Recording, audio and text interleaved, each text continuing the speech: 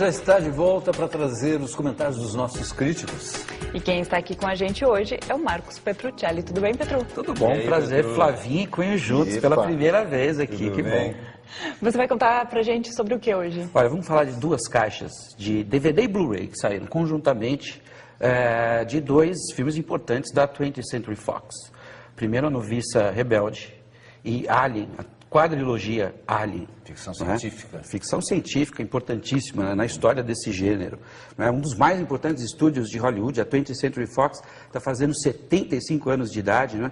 Um estúdio que produziu algumas grandes produções, alguns clássicos da história do cinema, como, por exemplo, 12 Homens e uma Sentença, Alô Dolly, a série Star Wars, e teve contratados nomes, olha só para vocês verem, Shirley Temple, Elizabeth Taylor, Marilyn Monroe, eram contratados desse estúdio Fox, não é?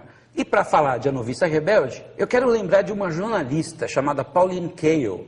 É uma das minhas grandes inspirações. Ela morreu em setembro de 2001, aos 82 anos de idade, e foi o nome mais importante da crítica de cinema americana. Ela baixinha, ranzinza, corrosiva, não perdoava nada e ninguém, e era sempre polêmica. Uma crítica que ela escreveu, por exemplo, lhe causou a demissão sumária em um de seus empregos. E foi justamente de A Noviça Rebelde, que ela simplesmente destruiu, dizendo o seguinte: nos tornamos idiotas emocionais e estéticos quando nos ouvimos cantarolando essas músicas doentiamente melosas. Dá para acreditar? Espero que eu não seja demitido aqui, porque eu concordo. É difícil não concordar com ela, mas havia duas questões. A Noviça Rebelde foi um dos filmes mais populares daquele ano e o primeiro em 26 anos a quebrar o recorde de bilheteria do clássico E o Vento Levou. E as músicas doentias a que ela se referiu foram compostas pelos maiores compositores de então, Richard Rodgers e Oscar Hammerstein. Cream-colored ponies and crisp apple strudels, doorbells and sleigh bells and schnitzel with noodles, wild geese that fly with the moon on their wings. These are a few of my favorite things. Então, A Noviça Rebelde estreou em 65 e contava uma história baseada em fatos reais, a da família Von Trapp, que realmente se mudou da Suíça para os Estados Unidos em 1938, fugindo da onda nazista. Já na América, eles se estabeleceram no estado de Vermont, onde existe até hoje a casa em que viveram, transformadas lá num hotel, restaurante, museu. Eles ganhavam a vida se apresentando em shows musicais. O filme transforma esse drama aí dos fugitivos numa coisa meio água com açúcar, descrevendo a transformação do patriarca da família, o capitão Von Trapp, interpretado pelo ator Christopher Plummer. Ele, um viúvo autocrático, cheio de regras, que proíbe tudo e principalmente a música e o divertimento. Como ele não consegue dar conta de criar sozinho os 7 filhos, acaba contratando a governanta Maria, feita pela atriz Julie Andrews. Maria é uma jovem alegre e ousada, não no sentido libidinoso, é claro, mas determinada, corajosa. Ela enfrenta o carrancudo Von Trapp, que aos poucos vai revelando o coração mole. E tudo, evidentemente, por causa do som da música, que é a tradução literal do título em inglês desse filme. Seja nos momentos mais intensos e dramáticos, em que tentam escapar dos nazistas, ou sobretudo no aconchego do lar, ou nas belas montanhas dos Alpes suíços, com grandes planos abertos, tudo é motivo para Julie Andrews soltar o gogó e dar-lhe canções como Do Re Mi e My Favorite Things.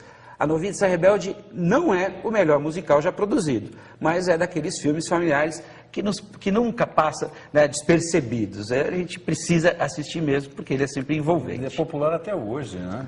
Conquista plateias de várias gerações. Né? E eu me senti péssima, porque eu adoro as músicas. Eu sou uma super fã de música. Eu também gosto, mas são daquelas músicas Eu sei decorar as melosas. músicas da Noviça Rebelde, vocês não estão entendendo. Eu também gosto. Agora, eu adoro ficção científica.